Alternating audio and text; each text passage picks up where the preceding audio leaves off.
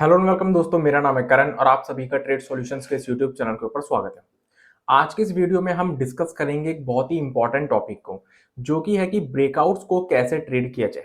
बहुत बार ऐसा होता है कि मार्केट के अंदर हमें ब्रेकआउट देखने को मिलता है, लेकिन ब्रेकआउट जब हमें देखने को मिलते हैं तो उस वक्त हमारे माइंड में ये क्वेश्चन आता है कि हमें एंट्री कब करनी चाहिए, स्टॉप लॉस किस लेवल पर हमें पुट करना चाहिए, पोजीशन साइजिंग हमारी क्या होनी चाहिए। इन सब चीजों को लेकर हमारे माइंड में क्वेश्चन बने रहते हैं।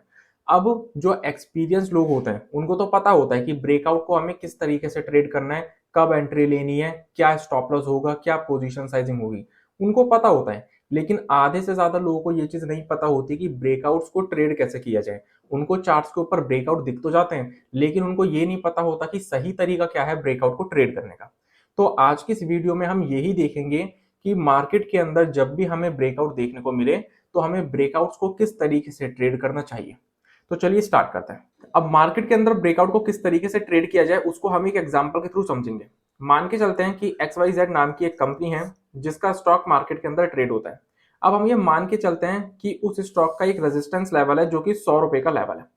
अब अगर ये 100 रुपए का लेवल ब्रेक हो जाए तो फिर हमें उस ब्रेकआउट को किस तरीके से ट्रेड करना है हम उसको देखते हैं। तो सबसे पहली सिचुएशन, अगर मान लो कि ये जो हमें 100 रुपए का रेजिस्टेंस लेवल देखने को मिल रहा है, ये रेजिस्टेंस लेवल हमें एक बहुत बड़ी कैंडल के चलते ब्रेक होते हुए देखने को मिल जाता है। मानो कि एक बहुत बड़ी कैंडल बनी चार्ट के ऊपर और उस बहुत बड़ी कैंडल के चलते हमें ये 100 रुपए का रेजिस्टेंस लेवल ब्रेक होते हुए देखने को मिला। अब इसके अंदर दूसरी सिचुएशन क्या बन सकती है कि ये जो 100 रुपए का रेजिस्टेंस लेवल है, ये 100 रुपए का रेजिस्टेंस लेवल ब्रेक तो हुआ, भले ही छोटी कैंडल से ब्रेक हुआ हो या बड़ी कैंडल से ब्रेक हुआ हो, ब्रेक हुआ। लेकिन इसके ब्रेकआउट के बाद इस पर्टिकुलर कंपनी के स्टॉक के अंदर हमें एक वन वे रैली देखने को मिल गई, एक शार्प बाइंग देखने को मिल गई।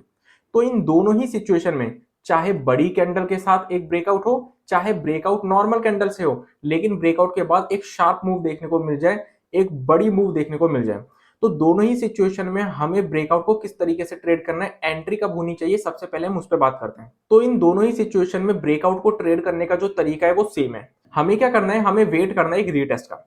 जब हमें इस पर्टिकुलर स्टॉक के चार्ट के ऊपर हायर लेवल से सेलिंग देखने को मिलेगी और ये जो 100 रुपए का रेजिस्टेंस लेवल है, इस रेजिस्टेंस लेवल के पास अगर हमें कोई रिवर्सल कैंडल या रिवर्सल प्राइस एक्शन देखने को मिलता है जिससे कि हमें ये लगे कि मार्केट के अंदर हमें इस पर्टिकुलर स्टॉक में यहां से एक रिवर्सल देखने को मिलेगा, तो ये होगा परफेक्ट बाइंग लेवल, ये होगा परफेक्ट एंट्री लेवल, जहां पे हमें इस पर्टिकुलर ट्रेड के अंदर एंट्री करनी है, इस पर्टिकुलर स्टॉक के अंदर एंट्री करनी है।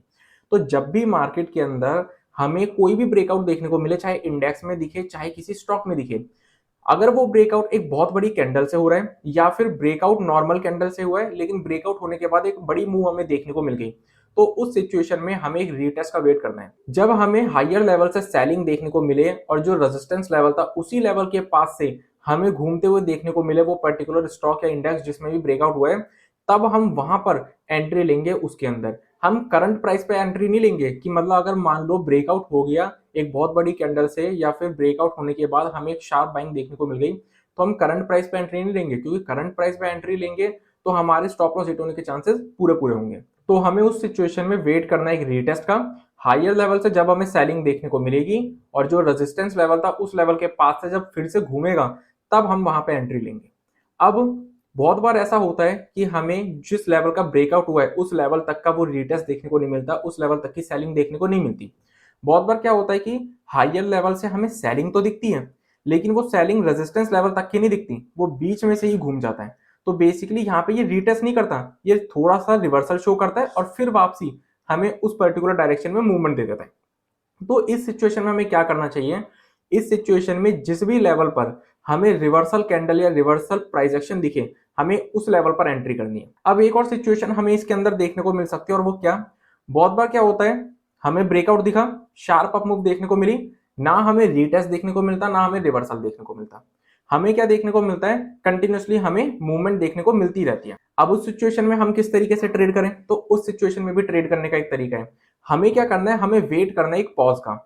मान लो मार्केट के अंदर हमें यहां पर एक ब्रेकआउट देखने को मिला, अब ब्रेकआउट हुआ, यहां से हमें बाइंग देखने को मिली कंटिन्यू, तो जिस लेवल पर भी हमें एक पॉज देखने को मिलेगा, अब वो पॉज किसी भी रूप में हो सकता है, चाहे वो एक कंसोलिडेशन हो सकती है छोटी सी, चाहे वो हल्की सी एक सेलिंग हो सकती है। तो किसी भी तरीके का अगर हमें पॉज देखने को मिलता है तो फिर हम वहां पर एंट्री लेंगे। कब लेंगे, जैसे ही हमें प्रीवियस स्विंग हाई ब्रेक होते हुए देखने को मिलेगा तब हम एंट्री लेंगे। तो इसलिए जब भी हमें मार्केट के अंदर ब्रेकआउट के बाद शार्प मूव देखने को मिल जाए और कोई रिवर्सल ना दिखे, कोई रीटेस्ट ना दिखे, तो उस सिचुएशन में हमें हायर लेवल पर एक पॉज का वेट करना है। अगर हमें पॉज दिखता है, एक ब्रेक दिखता है चार्ट के ऊपर, तो हम ट्रेड लेंगे। अदरवाइज अगर एक ट्रेड मार्केट के अंदर मिस हो भी जाती है तब भी कोई दिक्कत नहीं है, क्योंकि ऐसा नहीं है कि एक ट्रेड मिस हो गई तो आगे अपॉर्चुनिटी मिलेगी नहीं। मार्केट है, अपॉर्चुनिटी मिलती रहती है। अब इन सभी सिचुएशंस में हमारे स्टॉप लॉसेस क्या निकलेंगे, तो स्टॉप लॉस के बारे में मैं आप लोगों को बहुत सिंपल वे में समझा देता हूं। जब भी हमें मार्केट के अंदर ब्रेकआउट देखने को मिले तो उस सिचुएशन में जो हम स्टॉप लॉस रखेंगे, हमेशा ध्यान रखो जो भी हमारा प्रीवियस स्विंग लो या प्रीवियस स्विंग हाई होगा, मतलब अगर हमें ब्रेकआउट अप साइड में देखने को मिल रहा है तो प्रीवियस स्विंग लो, और अगर हमें ब्रेकआउट डाउन साइड में देखने को मिल रहा है तो प्रीवियस स्विंग हाई। तो जब भी हमें ब्रेकआउट देखने को मिलेगा मार्केट के अंदर, तो उस सिचुएशन में जो भी प्रीवियस स्विंग लो और प्रीवियस स्विंग हाई होगा वो ही हमारा ब्रेकआउट होगा। अब बहुत से सिचुएशन में क्या होता है कि हमें स्विंग लोज बनते हुए नहीं दिखते।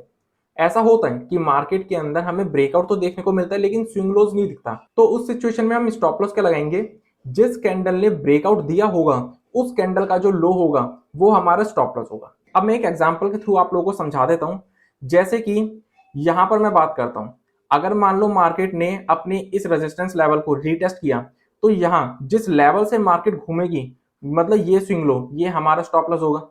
अगर मान लो मार्केट के अंदर हमें रीटेस्ट नहीं दिखा, एक रिवर्सल दिखा और फिर थोड़े से रिवर्सल के बाद मार्केट फिर उसी डायरेक्शन में भागने लग गई जिस डायरेक्शन में उसने ब्रेकआउट दिया, तो ये स्विंग लो हमारा स्टॉप लॉस हो जाएगा। अभी तक हमें स्विंग लॉस बनते हुए दिख रहे हैं।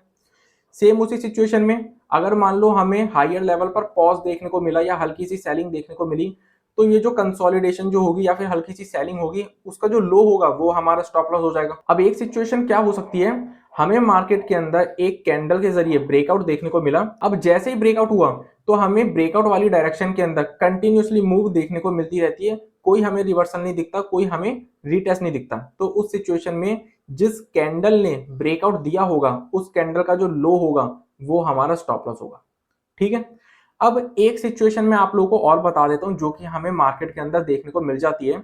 बहुत बार क्या होता है, मान लो ये हमारा रेजिस्टेंस लेवल है 100 रुपए का XYZ कंपनी का। अब मार्केट के अंदर क्या होता है, लोअर लेवल से हमें बाइंग दिखती है, बाइंग दिखती है रेजिस्टेंस लेवल तक की।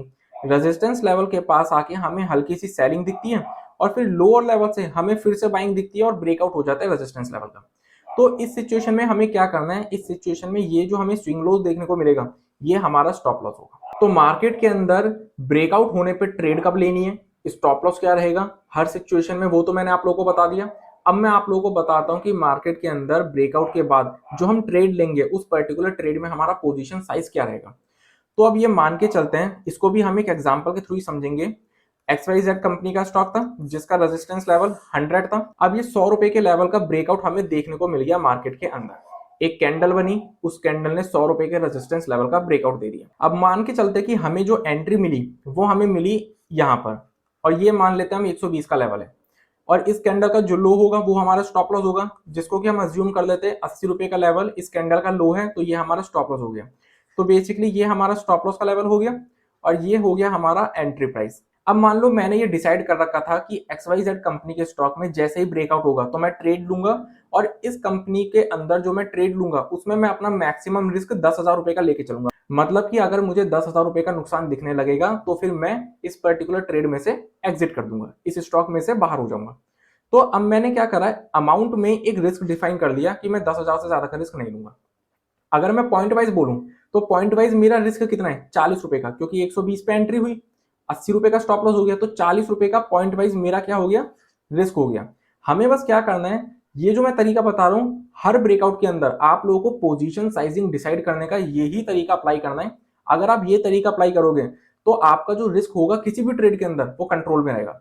हमें क्या करना है, जितना हमारा रिस्क है अमाउंट में, यानी कि यहां पर अमाउंट में हमारा रिस्क कितना है, 10,000 रुपए, तो अमाउंट में जितना भी हमने रिस्क डिफाइन कर रखा है उसको हम डिवाइड कर देंगे पॉइंट वाले रिस्क से। पॉइंट में हमारा रिस्क कितना है, 40 रुपए का रिस्क, तो पॉइंट में जो हमारा रिस्क होगा हम उससे क्या करेंगे, इसको डिवाइड कर देंगे। तो सिंपली बस हमें इतना ध्यान रखना है कि जितना भी अमाउंट की फॉर्म में हमने रिस्क डिफाइन कर रखा है उसको हमें डिवाइड करना है पॉइंट की फॉर्म में जो हमारा रिस्क है। तो जब हम यहाँ पर 10,000 को 40 से डिवाइड करेंगे तो हमारे सामने जो क्वांटिटी निकल कर आएगी वो 250 क्वांटिटी निकल कर आएगी। मतलब XYZ कंपनी के स्टॉक में ब्रेकआउट होने के बाद मैं 250 क्वांटिटी मैक्सिमम ट्रेड करूंगा, इससे ज्यादा क्वांटिटी में ट्रेड नहीं करूंगा, क्योंकि मैक्सिमम मैं 250 क्वांटिटी ट्रेड करूंगा तो मेरा जो रिस्क है वो मेरे कंट्रोल में रहेगा, इससे ज्यादा करूंगा तो वो मेरे कंट्रोल में नहीं है। तो अब मुझे क्या करना है, मुझे ये तो पता चल गया कि मुझे कितनी क्वांटिटी मैक्सिमम ट्रेड करनी है, 250 क्वांटिटी। अब क्या ये 250 क्वांटिटी मुझे फर्स्ट टाइम पे बाय कर लेनी है? नहीं। जब भी हमें मार्केट के अंदर कोई भी ब्रेकआउट देखने को मिले तो 100% क्वांटिटी हमें फर्स्ट टाइम पर ही बाय नहीं करनी, हमें हमेशा 50% क्वांटिटी ही फर्स्ट टाइम पे बाय करनी चाहिए। 100% क्वांटिटी हमें कभी भी फर्स्ट टाइम पे बाय नहीं करनी चाहिए। उसके पीछे का रीजन भी मैं आप लोगों को बता देता हूं। बहुत बार क्या होता है, हमें मार्केट के अंदर किसी कैंडल के जरिए ब्रेकआउट देखने को मिला, हमने 100% क्वांटिटी बाय कर दी। अब जैसे ही हमने 100% क्वांटिटी बाय करी तो बहुत बार ऐसा देखा गया है मार्केट के अंदर, जिस कैंडल से हमें ब्रेकआउट देखने को मिला, अगली ही कैंडल से हमें मार्केट के अंदर फिर सेलिंग देखने को मिल जाती है, जिसके चक्कर में स्टॉप लॉस हिट हो जाता है। अब क्योंकि हमने 100% क्वांटिटी बाय करी तो पूरी 100% क्वांटिटी पे हमारा लॉस हुआ। अगर हमने 50% क्वांटिटी बाय करी होती तो सिर्फ आधी क्वांटिटी पे ही नुकसान होता, मतलब आधा ही नुकसान होता।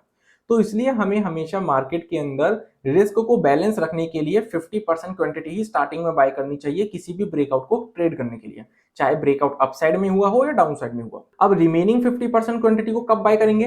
तो रिमेनिंग 50% क्वांटिटी को हम तब बाय करेंगे जब जिस डायरेक्शन में हमें ब्रेकआउट देखने को मिला है उस डायरेक्शन में जैसे जैसे मूव आती रहेगी, हायर लेवल्स पर जैसे जैसे हमें पॉज मिलते रहेंगे या रिवर्सल मिलते रहेंगे, और वहां से जब मार्केट फिर से घूमेगी और प्रीवियस स्विंग हाइस के लेवल्स को ब्रेक करेगी, तब हम वहां पे रिमेनिंग क्वांटिटी धीरे धीरे करके ऐड करते रहेंगे। तो आज की इस वीडियो में मैंने आप सभी लोगों को यह समझाने की कोशिश की है कि मार्केट के अंदर ब्रेकआउट्स को किस तरीके से ट्रेड किया जाए, सही तरीका क्या है मार्केट के अंदर ब्रेकआउट्स को ट्रेड करने का। आई होप कि आप सभी लोगों को समझ में आ गया होगा अच्छी तरीके से, लेकिन अगर फिर भी आप लोगों को कोई भी डाउट हो तो आप बेझिझक हमें कमेंट सेक्शन में कमेंट करके पूछ सकते हैं। तो इसी के साथ आज की इस वीडियो को मैं कंप्लीट करता हूं। Thanks for watching this video.